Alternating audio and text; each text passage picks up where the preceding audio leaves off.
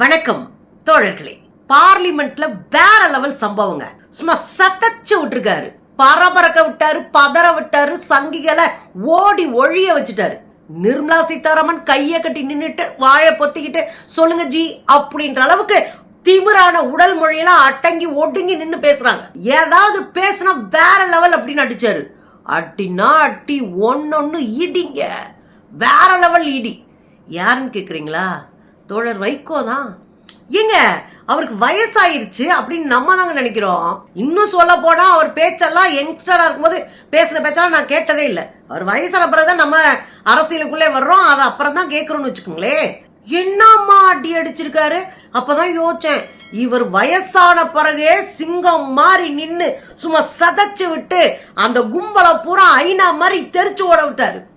ஐநால கழுத புலிகள் எப்படி சிங்கத்தை பார்த்து தெரிச்சு ஓடுமோ அந்த அவர் ரேஞ்சுக்கு அடிச்சு விட்டாருங்க. வேற லெவலுங்க. சும்மா தில்லு மட்டும் இல்ல, மனசுக்குள்ள இருந்து பேசினாரு. அதான் அங்க நின்னாரு, மனசுக்குள்ள இருந்து பேசினாரு. அந்த மனசுக்குள்ள இருந்து அவர் பேசின பேச்சு மக்களுக்கானதா இருந்துச்சு. அதை நல்லா உணர முடிஞ்சது அவருடைய பேச்சுல. ஒரே நாள் இல்லைங்க, அடுத்தடுத்த நாள் சும்மா அலற விட்டுருக்காரு பார்லிமெண்ட்டை. முத நாள் ஒரு பக்கம் அலற விட்டாரு ஒரு இஷ்யூல, ரெண்டாவது நாள் வேற ஒரு இஷ்யூ, அதுல அலற விட்டு சங்கிய பூரா துண்டக்கான துணியக்கானு ஓடிடுச்சுங்கன்னா பாருங்களேன். முத நாள் மணிப்பூர் இஷ்யூ, நம்ம அதை கூட கொஞ்சம் பார்த்துருந்தோம். அவர் கேட்கிறாரு, பிரைம் மினிஸ்டர் 140 கோடி மக்களுக்கு ரெஸ்பான்சிபிலிட்டி இருக்கிறது தானே, பொறுப்பு இருக்கிற ஆள் தானே, நீ ஏன் ஊரை சுத்தி ஏன் பேர் முத்தின்னு வந்து நிக்கிற? உலகத்தவே சுத்திட்டு இருக்கே, நீ எந்த நாட்டுக்கு பிரைம் மினிஸ்டர்? இந்தியாவுக்கா இல்ல ஊர் நாட்டுல இருக்கலாம், அது இருக்கிற எல்லா நாட்டுக்குமா? யார் நீ? இந்தியாவில தான் பிரைம் மினிஸ்டர்னா ஏன் மணிப்பூர் போகல? நீங்க பிரைம் மினிஸ்டரா தோத்து போனவருனர். வேற லெவல். நீங்க பிரைம் மினிஸ்டரா தோத்து போனவரு மூஞ்சிக்கு நேரம் உட்கார வச்சு அடிக்கணும்னா அதுக்கு வேற லெவலான அடி. அதுல அவரு நக்கலா சொல்றாரு, prime minister means PM, PM means picnic minister, அவர் prime minister is picnic minister. அசிங்கப்படுத்துறதுன்னு ஆயிப்போச்சு. புளிச்சுன்னு துப்பிட்டாரு. நீங்க பிரைம் மினிஸ்டர்னா அப்படியே பெருசா ஒரு கற்பனை பண்ணியிருப்பாங்க. அவர் பிக்னிக் மினிஸ்டர்யா. எனக்கு ஊர்ல இருந்தாரு. இந்தியாவில் இருக்கிற பெரிய தொழிலதிபர்களுக்கு, பெரும் முதலாளிகளுக்கு போய் ஒவ்வொரு நாட்டிலையும் பிச்சை எடுத்து கெஞ்சி அவங்களுக்கான வியாபாரத்தை ஆரம்பிச்சுட்டு வரதானே இவர் வேலை. வச்சு வெளுத்திருக்காருங்க. உடனே ஐயோ பிரைம் மினிஸ்டர் அப்படி பேசக்கூடாது, அன்பார்லிமெண்ட்ரி அப்படின்னு சொல்லிட்டார். உடனே கடுப்பாயிட்டாரு. எது unparliamentary? What is unparliamentary? What is unparliamentary? What is unparliamentary? What is unparliamentary? What is unparliamentary? माननीय प्रधानमंत्री के विदेश यात्रा पर आप कुछ नहीं कर सकते. Speak on the same time the whole country is agitated on another issue.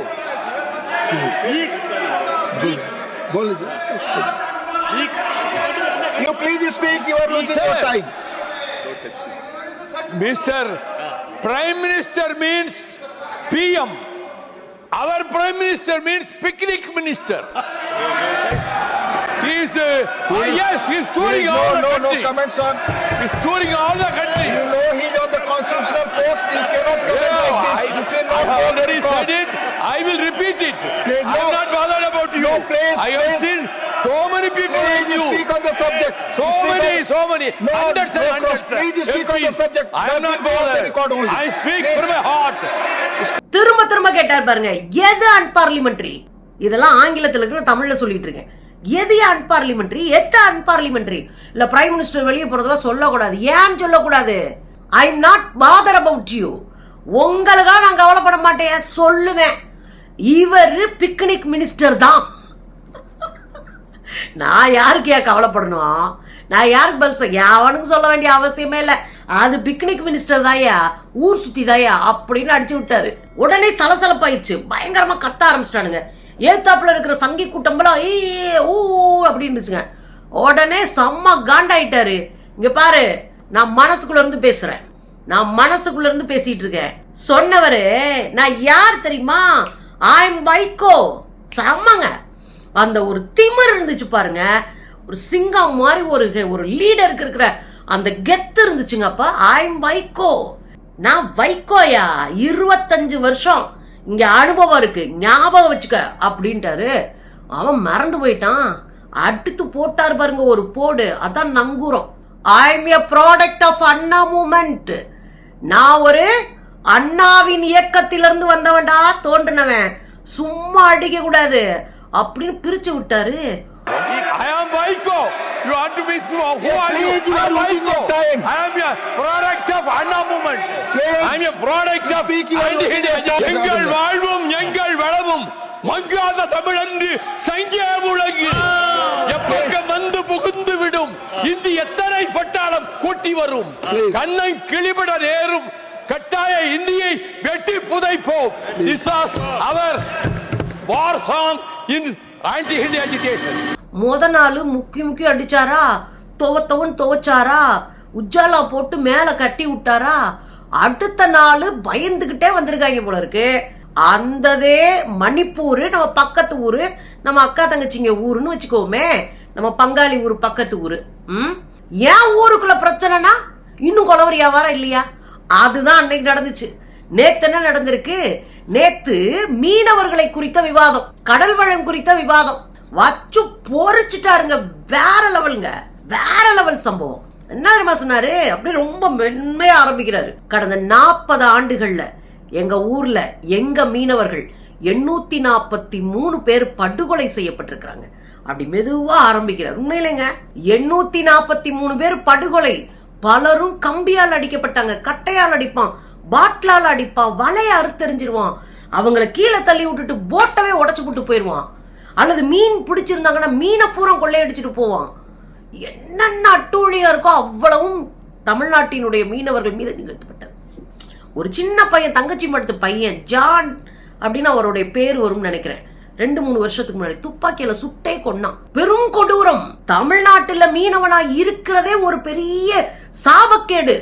அவ்வளவு மோசமான சூழல்ல மீனவர்கள் இருக்காங்க. கடலுக்குள்ள போனாலே வந்து புடிச்சிட்டு போயிடுறான். புடிச்சிட்டு போனா போட்டும் தர மாட்டான், அப்படியே போய் ஜெயில போட்டுறான், ஃபைனை போடுறான். ஃபைனு 1 லட்சம் 2 லட்சம்னா எங்க போவோம்? நாங்களே வயிற்று பொழைப்புக்காக மீனை பிடிக்க போனோம்னா இவன் 1 லட்சம் 2 லட்சம் 3 லட்சம்னு ஒரு ஆளுக்கும் போட்டா எங்க போவாங்க? அதுக்கு சேர்த்து ஜெயில இருக்கணும். மோடி ஆட்சிக்கு வர போறாருன்னு சொன்னாங்க நம்ம ஆளுங்க இங்க லோக்கல்ல. துப்பாக்கியே கொடுத்துருவாருங்க. டுப்பு டுப்பு டுப்புன்னு ஸ்ரீலங்கால இருந்து வர்றவங்க எல்லாம் சுட்டு தள்ளிட்டு போயிருவாங்க. துப்பாக்கி கொடுப்பாங்க, சுட்டு போடுவோம் நாங்க. கடைசியில் இருந்தாலும் வந்த பிறகுதான் அதிகமான படுகொலைகள் நிகழ்ந்தன.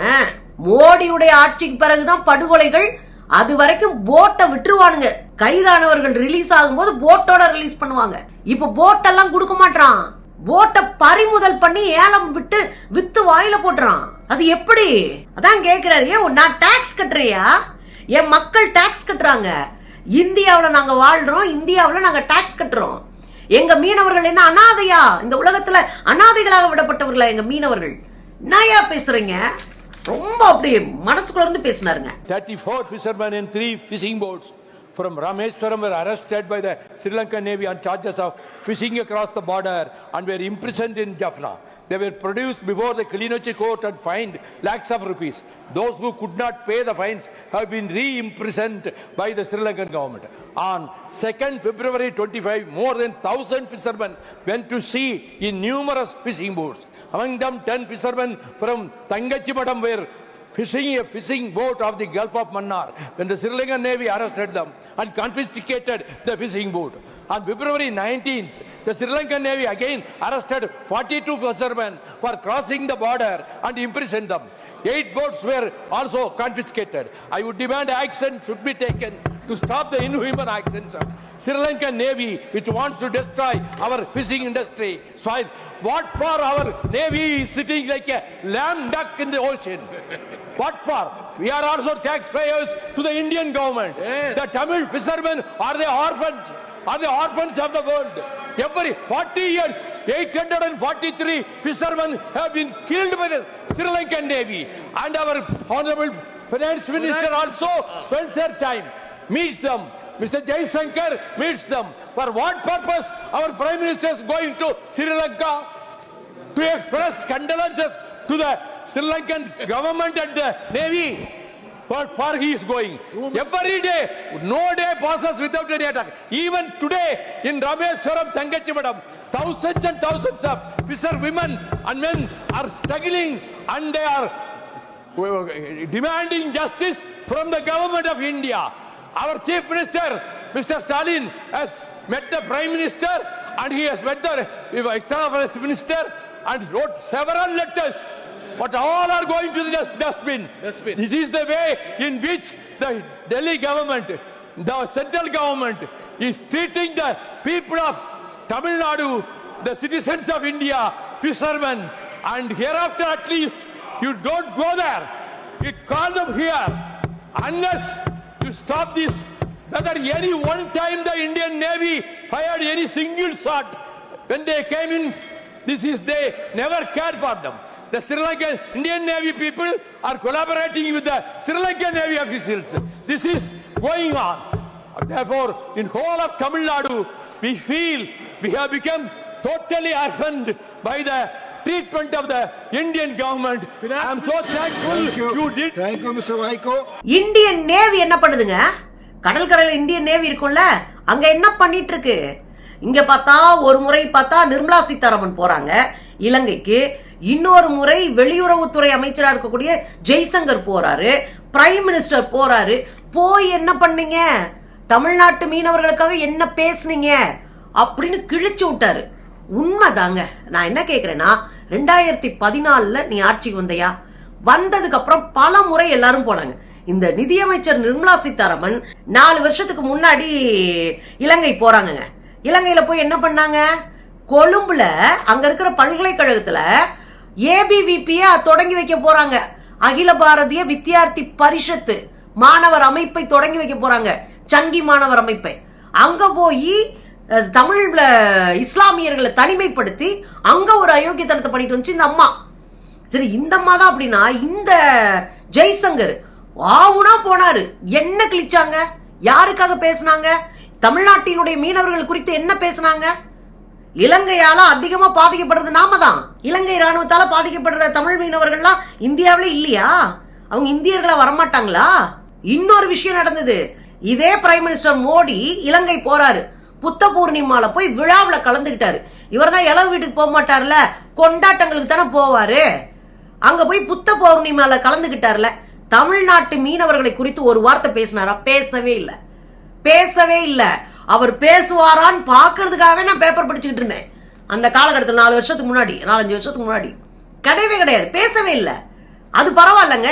இவங்க ஆட்சிக்கு வந்த பிறகுதான் போத மருந்து கடத்துறாங்கன்னு பொய் கேஸ் போட்டு 5 தமிழ்நாட்டு மீனவர்களுக்கு தூக்கு தண்டனை கொடுத்தாங்க. அது வரைக்கும் யாருக்கும் தூக்கு தண்டனை கொடுக்கலங்க. புடிச்சிட்டு போவா விடுவான், புடிச்சிட்டு போவா விடுவான்ற மாதிரி தான் இருந்தாங்க. கடைசியில் பார்த்தா தூக்கு தண்டனை அறிவிச்சிட்டாங்க பொய் கேஸ் போட்டு. பிரைம் மினிஸ்டரா மோடி வந்த பிறகுதான் தமிழ்நாட்டுக்கு சீரழிவே. தமிழ் மீனவர்களுக்கு வாழ்வாதாரமே இல்லை, மொத்தமா முடிச்சு விட்டாப்ல. பேச நாதியத்து போய் கிடக்குறோம் நம்ம மீனவர்கள். அப்புறம் 5 பேரை பேசி அப்புறம் இது பண்ணி 5 பேரை கூப்பிட்டு வந்துட்டோம். இவங்க போய் அப்புறம் கூப்பிட்டு வந்தாங்க. இது ஒரு கேவலமா இல்ல? மோடி ஆட்சிக்கு பிறகு போட்டை கொடுக்கல, மோடி ஆட்சிக்கு பிறகு நிறைய பேர் படுகொலை செய்யப்பட்டாங்க, மோடி ஆட்சிக்கு பிறகு பொய் கேஸ் போட்டு தூக்கு தண்டனை கொடுக்குறோம், மோடி ஆட்சிக்கு பிறகு மீனவர்களா வாழ்றதே பெருங்கொடுமையா போச்சு. அதுதான் கேட்கிறாரு. என்ன நடக்குதுங்க? இந்தியன் ஆர்மியும் இந்தியன் நேவியும் அங்க இலங்கை நேவியும் ஒன்னா சேர்ந்துக்கிட்டு எங்களை கொல்றீங்களான்னு கேட்கிறாரு. அது நியாயமா இல்லையா சொல்லுங்க? இன்னைக்கு தங்கச்சி மடத்துல ஆயிரக்கணக்கான பெண்கள் உட்கார்ந்து நீதி கேட்டிருக்காங்க, போராட்டம் பண்ணிட்டு இருக்காங்க. அவங்களுக்கு என்ன நீதி சொல்ல போறீங்கன்னு கேட்கிறாரு. நியாயமா நியாயம் இல்லையா சொல்லுங்க? இதுக்கு நிர்மலா சீதாராமன் பதில் சொல்றாங்க. மத்தவங்க கேட்டா என்ன சொல்லுவாங்க? மூக்க வடைச்சுக்கிட்டு அப்படின்னு அப்படி உடல் மொழியில ஆணவமும் திமிரும் பார்ப்பனியமும் வழிய பேசுவாங்கல்ல. எப்படி பேசுறாங்கன்னு பாருங்க. Senior member Vaiko speaks a lot with emotion, and we are sympathetic and we understand his concern. I fully recognize the concern of Vaiko, but on this one line I would seek the chairs to remove that line. That's not done. Yes, it will be removed. பாத்தீங்கல்ல என்ன பேசுறாங்க? கையை கட்டிக்கிட்டு சொல்லுங்க sir, சொல்லுங்க sir, சொல்லுங்க sir, அந்த tone தானே. இந்த அடக்கம் தேவைங்க. அவ்வளவு மென்மையா பேசுறாங்க. நான் அவருடைய கன்சர்ன் நான் புரிஞ்சுக்கிறேன், வைகோ அவர்களுடைய கன்சர்னை புரிஞ்சுக்கிறேன். அதுல ஒரே ஒரு வரி அவர் கோவத்துல பேசிட்டாரு. அது எப்படி நீ பேச போச்சுன்னு கேட்கிற அம்மா, ஒரு வரி அவர் கோவத்துல பேசிட்டாரு. இந்தியன் ஆர்மியும் இந்தியன் நேவியும் இலங்கை நேவியோட சேர்ந்தா நம்ம இது பண்ணுவோம், நாங்கள் பலமுறை முயற்சி எடுத்திருக்கோம், நாங்கள் அதை பண்ணிட்டோம் இதை பண்ணிட்டோம்னு உருட்டிட்டு இருந்தாங்க. நான் என்ன கேட்குறேன், அடிச்ச அடி ஒன்னொன்னு இடி. அதனால நிர்மலா சீதாராமன் போன்றவர்கள்லாம் வாய்க்கு வந்ததை பேசிக்கிட்டு தமிழ்நாடு என்ன பெரியது, உங்க நாகரிகம் தெரியாதா அப்படின்னு பேசக்கூடிய இந்த அம்மா இன்னைக்கு அடக்கி வாசிக்கிறாங்க பாருங்க. அதான் வைகோ தோழர் கிடைத்த வெற்றி. ஒரு சிங்கம் நின்று கர்ஜித்த மாதிரி இந்த நாட்டினுடைய பிரச்சனைக்காக இவ்வளோ தள்ளாத வயசிலும் உடல் முடியாத சூழல்லையும் கம்பீரமா நின்று ஒரு சிங்கம் அப்படியே கர்ஜிச்ச மாதிரி வேற லெவலுங்க. எனக்கு உண்மையிலே அவ்வளோ சந்தோஷமா தான் இதை பேசுறேன். வேற லெவல்.